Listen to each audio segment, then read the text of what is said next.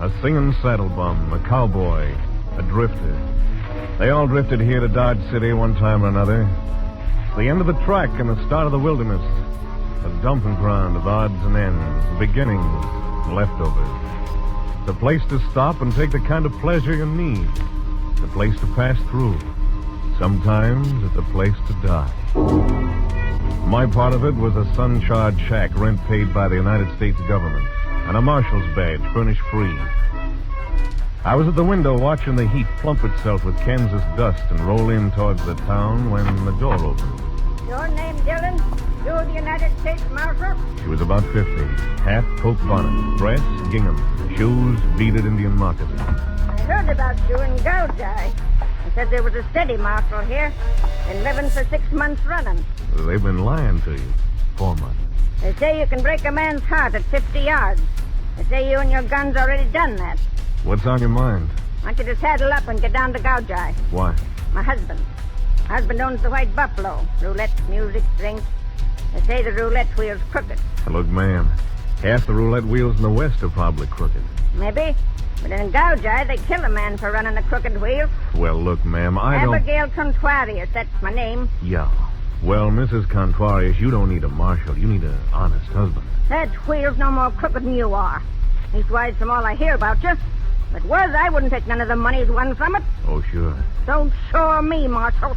The money don't just mean money to me. It means books for Indian kids and writing stuff, slates and all. Oh, missionary. Huh, me, with a gambler and a philanderer and a toper for a husband. I teach Indian kids, that's all. Teach them to behave and a little learning, that's all. That's good work, ma'am. These towns could use more people like you. Never mind that. If I don't get help, those kids will go back to their wild ways and I'll have a dead husband. You coming? Do I have to ride that mule some more? Ride it back to Gouge Eye.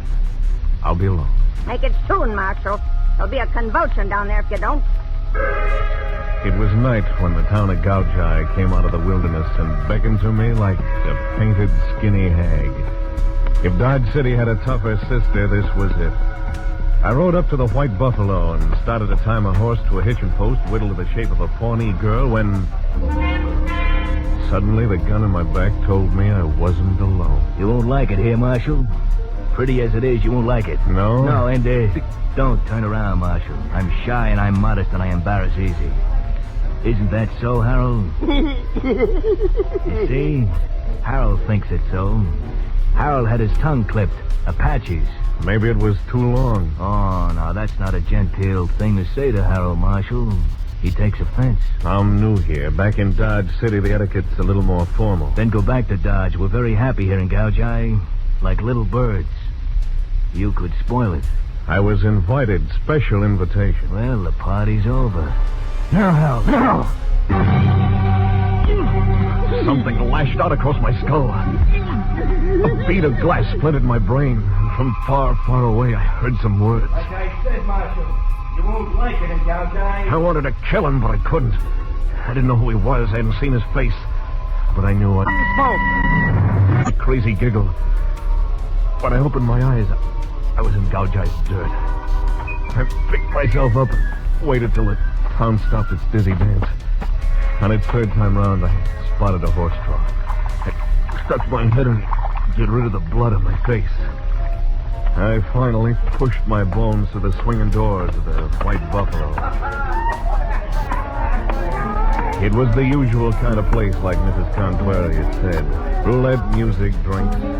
I got halfway across the floor toward the bar. Then I saw her and heard her. Slender, hair molded black, and something profane and exquisite distilled into her features. She looked at me, and when she spoke, it was as if she hadn't quit singing. Buenas noches, chico. Oh, a marshal. A marshal with a new scar and a muddy badge. You buy a drink, huh, Chico? Here's $1. Buy yourself an egg. Where can I find the owner? Over there by the poker table. The goatee and pompadour. Thanks. Hasta la vista, Marshal. Yeah, I'll be seeing you. Your name, Contrarius? Si. Oh, the Marshal from Dodge City. Oh, you have the look of a large headache, senor. Yeah, someone else besides you and your wife was expecting me. Oh, muy mal bad. Yeah, it wasn't good. So I see. But I'm glad you have come, Senor Marshal. Look around. You see my place? The White Buffalo, sole proprietor and owner, me, Rafael Ramon Jose Contuarias. Magnificent establishment, no? Mm-hmm. Looks like your magnificent establishment takes plenty. For weeks now, I'm losing money on the roulette wheel. Still, people say it is crooked. Oh? Someone is swindling me, senor. This someone I swear I will kill, dead, unless you find him for me first. That is why my wife comes to you, ask you to come to Gouge Eye. She had it a little different. She's afraid this someone might kill you first. Oh? Oh, see, that might happen. But not so long as he can swindle me. Why kill the chicken with the golden egg, senor? Mm-hmm. Well, let's have a look at this wheel of yours. See. Follow me. Well, Brad, number 12. Who's your spinner? Greg Hagen, base croupier in the territory. Uh-huh. Suppose you let me look around myself. As you wish, senor. You'll find that someone who is swindling my wheel. See? I'll give it a try, Mr. Contuarias. Bueno. Contuarias left me alone. I watched the table for a while. Nothing happened. Wheel didn't look crooked, and if it was being swindled, it was done clever. Finally, I moved around near the croupier. Hagen. Yeah? See you a minute? What for? Oh, Marshal. Yeah. Bill, take over for a minute. Sure. Okay, Marshal. What can I do for you? This joint legitimate? Why ask me? Contuarias. I know, sole proprietor and owner. Rumor has it the wheel's rigged, is it? Suppose it is. Well, then, I could win. You could win, too. Maybe 25% of what I win, and Contuarias wouldn't know. Keep talking. We both got to live 50%. Now get this. Contuarias is my friend. Sorry, I made a mistake. No hard feelings. Plenty hard feelings. I think I like it better back at the table. Look around yourself. Make up your own mind about the wheel. So I did. Mostly I hung around the roulette table. As far as I could see, the wheel was giving the house and the customers an even break. Just about the time I started to walk away, two new players came up to the crowded table. One pasty face, handsome, a weak chin sort of way. The other, a big, silent hulk of a man with a drooping lower lip. They didn't seem to be together or even know each other. On the next spin, the ball fell into 29, bounced out, rolled around 13. Finally, settled in 00. Just as it did, Pasty Face reached out and put a $100 bill on 00.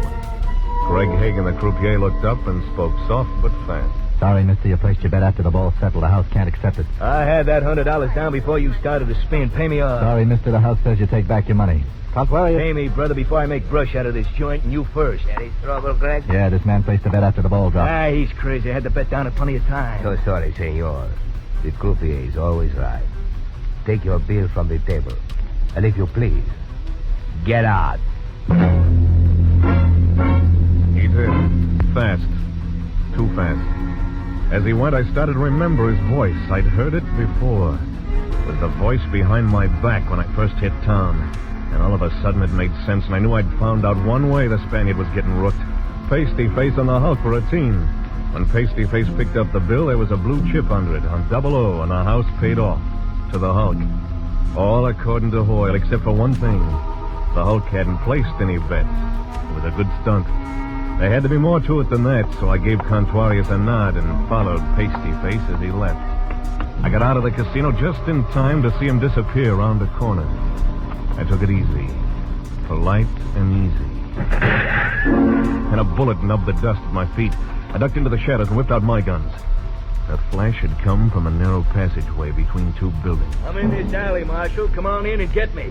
Wait right there, kid. I'm waiting. He was in there somewhere. In that long slab of night that was too black to see through. Somewhere in there. I put my back against the wall and slid out. Strike a match. I want to see your face when it happens to you. Try me. No, Marshal. You shoot first. You'll miss, you know that, Marshal. But I won't. Because your gun flash will tell me where you are. Real clever. And that was clever what you did back at the White Buffalo. Honest, Injun? Now tell me about it. You and your friend. That was Harold, huh? A giggler with a talent for pistol whipping. Tell me some more about it. You throw down a $100 bill with a blue chip underneath it after the ball drops. You get yourself thrown out. Harold collects 35 to 1. Did Harold do that? Oh, Harold, did you do that? And there he was, framed in the entrance of the alley. I was caught between them, pasty face and the mute called Harold. The big guns in Harold's hands turned over and over. His face held all the evil in the world. You all right, Harold? Take him! He was shooting waist high along the wall. And he was getting close. There was only one thing to do, and I couldn't miss. You got Harold, Marshal, but you made a mistake. Your gun flash gave you away.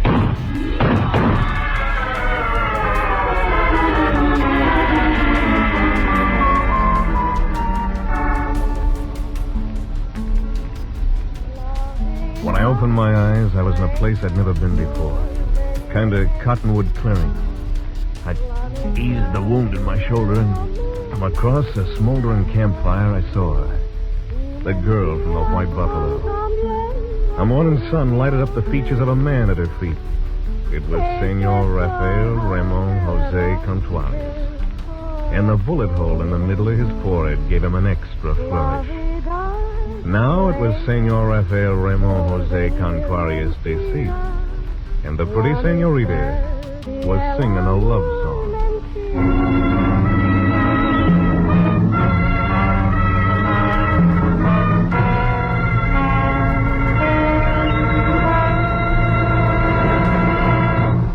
Back to Gunsmoke in just a moment. Combining modern detective methods with secrets of the mysterious East, the Green Llama offers CBS listeners a new thrill now on Sundays. Once he has heard of a crime or an injustice, Jethro Dumont, a wealthy young American just returned from 10 years in Tibet, brings into play his quick wit and knowledge of illusion to thwart the evildoers. Join him Sunday as he continues his fight against crime on this side of the Pacific, wearing green, the color of Tibetan justice, aided by Tulku, his trusted lieutenant. The Green Llama is a feature presentation of most of these same CBS stations. Now back to Mark Dillon, United States Marshal, and Gunsmoke.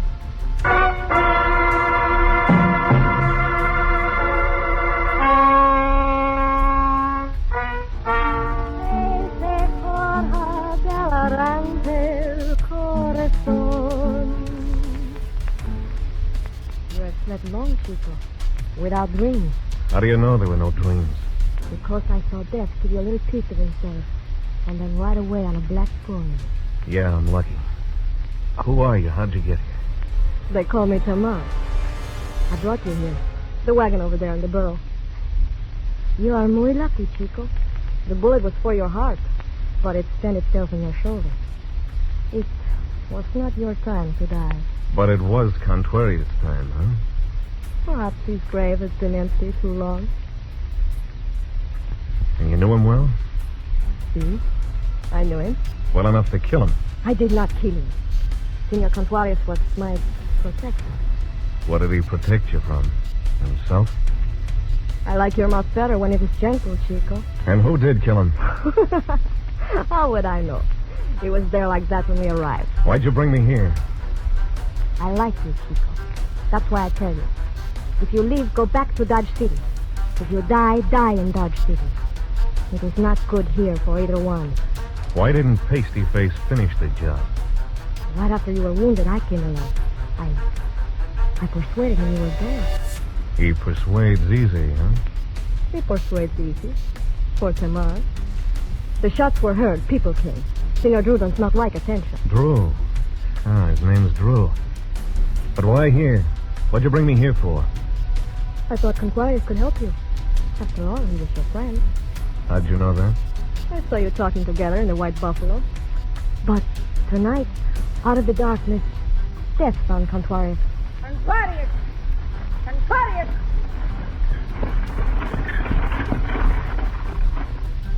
Where is he? Where is he? Answer me, woman, or I'll horsewhip you within an inch of your life. There, Senora. Hello, Marshal. Enjoying yourself? Get up, Contrarius, get up. He's dead, ma'am. You shouldn't be lying there on the cold ground. I'll lift him into the cart. I will help you, Senora. If you so much as touch him, I'll kill you. Come along. Contrarius. Give me that blanket, Marshal. You won't need it. Sure. Here, ma'am. You're pretty strong to lift him by yourself. I've done it before. You're hurt, Marshal. I'll be all right. You can come too if you want to, Marshal. I'll take you back to town. Yes, ma'am. I didn't think she'd make it, but she did. Somewhere on that long wagon ride back to town, she squeezed a tear onto her cheek. Just one tear, but for Mrs. Contrarius, there was a major emotion. The sun was doing its best to char the wood frame buildings when we hit Gouge Eye. All right, Marshal. Get out of the wagon. Why bring me back to Gouge Eye just so I could pick my own gutter? That door. That shack door right over there. Try it. Get up.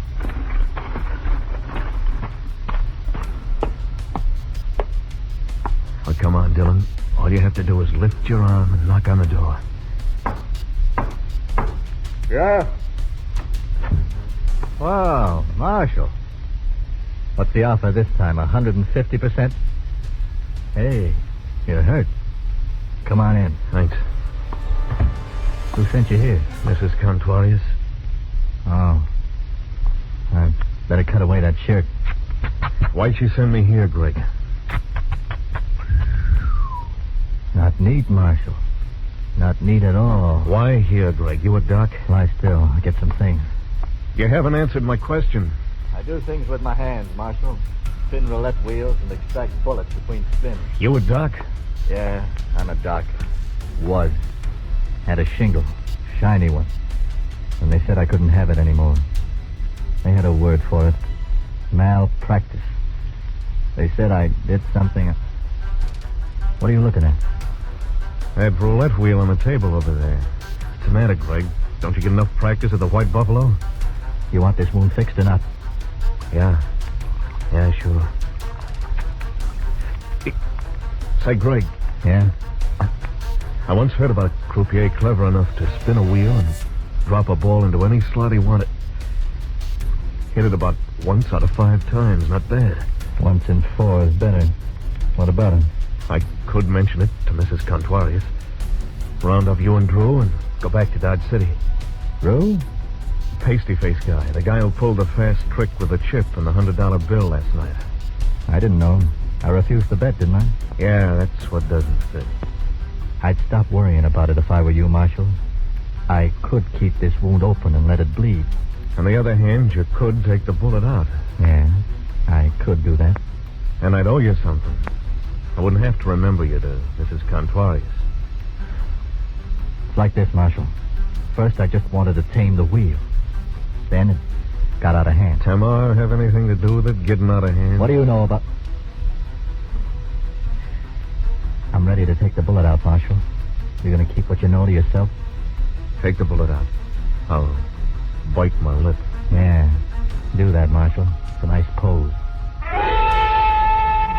I bit my lip, but all I got was pain in my mouth. I didn't need that. There was enough pain. There was a pain that was painted in red, and it couldn't decide whether it was a flame or an icicle. When I woke up, Greg was talking to someone. It didn't take long to recognize the voice. You should have let him die, Chico. You will only cause trouble. He's got nothing on me. Only trouble I got is you. Every man in town. You couldn't even leave the marshal alone. Ah, Mia, you're crazy. I found the marshal in the cottonwood clearing, like I told you. He was there when I came. Yeah. Keeping your little rendezvous with Contrarius. I warned you, Tamar. I told you if I ever caught you with Contrarius again, I'd kill him, and I did. I'm sorry I heard you say that, Greg. Don't be sorry. Just leave town. I could have let you die. I'm going to take you, Greg. But first, I'm going to give you some advice. Yeah? Get rid of Tamar. One of her stories is bad, either the one she told you or the one she told me. Don't listen to him, Chico. She told me she brought me to the Cottonwood clearing, persuaded Drew that I was dead. If that's true, then it follows that Drew's cutting your time the same as Contuarius was. You can't kill everybody Tamar takes up with. The marshal talking through his wound, Tamar? He's delirious. He's lying, Greg. I found him in the clearing, as I told you. Well, Greg, who do you believe? Me or Tamar? Get out, Marshal. Get out and leave town. Can't, Greg, not yet. Gotta take you. Also, there's a personal matter to attend to. I could have let you die, Marshal, remember? Yeah. I'll testify at your trial. Kill him, Greg. Kill him now. Shut up! You know, Tamar, you've got too many friends. It's a lie. Everything he says is a lie. Maybe we'll stay one more night in Gouge Eye. Just one more night. That's all we'll need. No good, Greg. I'll have to take you. With your shooting arm and a sling, I don't think so. I'll gamble on it, Greg. Want odds? I got up and left Greg's shack. He didn't try to stop me. One thing about Greg, he wasn't afraid of me or anybody else. I went back to the White Buffalo and waited. About an hour later, Mrs. Contuarius drove up. She was wearing black. She'd just come from her husband's funeral. Lend me your good arm, Marshal. I don't want to rip this dress. Yes, ma'am. Here you are. Was it a nice funeral, ma'am? Yes, Marshal. The kids behaved real nice. You've done a good job on them, ma'am. Thanks. Come in and have a drink, Marshal. You look peaked. I followed her into the casino. In an hour, it began to fill up. I hid myself behind the stairs where I had a clear view of the roulette table and waited. About 8, Tamar walked through the door. Tamar in a dress of red. Tamar buckled with silver. She strolled over to the table and put some chips on the black as Greg spun. There was no sign of recognition between them.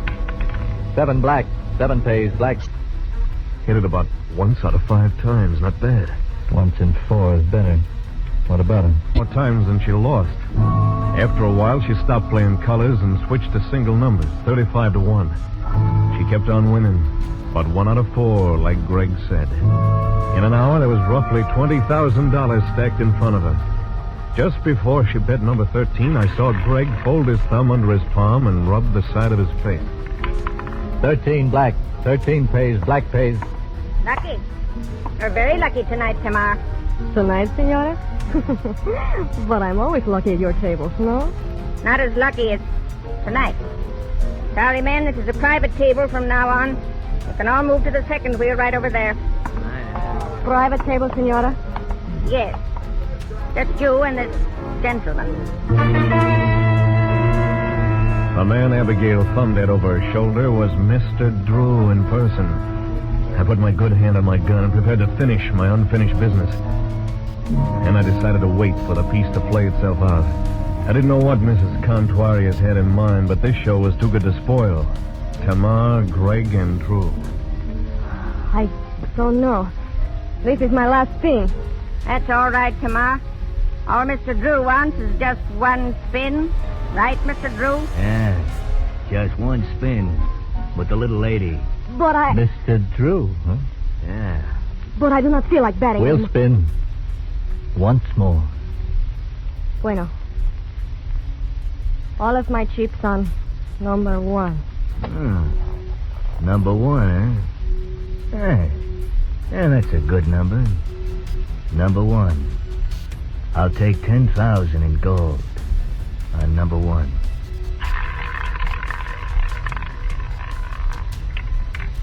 Three red.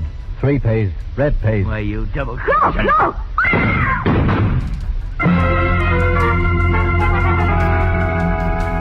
Greg didn't have a chance. The knife he tried to draw was hammered back by the bullets that tore through his hand and across his chest. Suddenly his face changed. He looked young and hurt, and ashamed of the blood that he couldn't hold back. It'll make me happy if no one tries to follow us. Let's go, Tamar.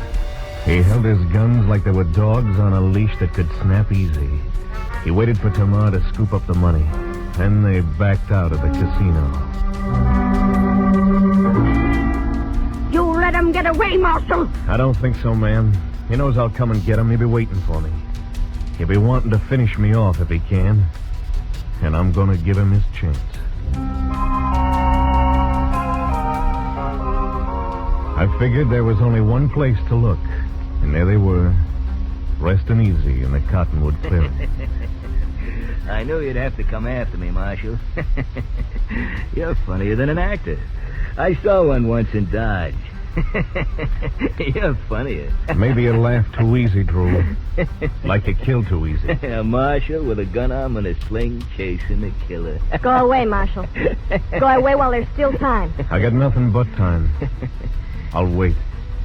You're wrong, Marshal.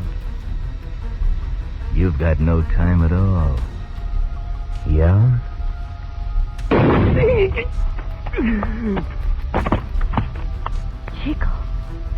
Chico. This I do not believe. It is impossible that someone could shoot faster than Senor Drew.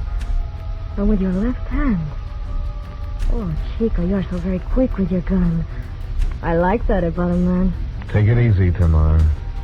Come on, let's go. Go? Not now, Marshal. There's time. Sit here. Sit here next to Tamara. Like this? See. You know what I think? Chico, don't talk now. I think he had a great thing with Greg.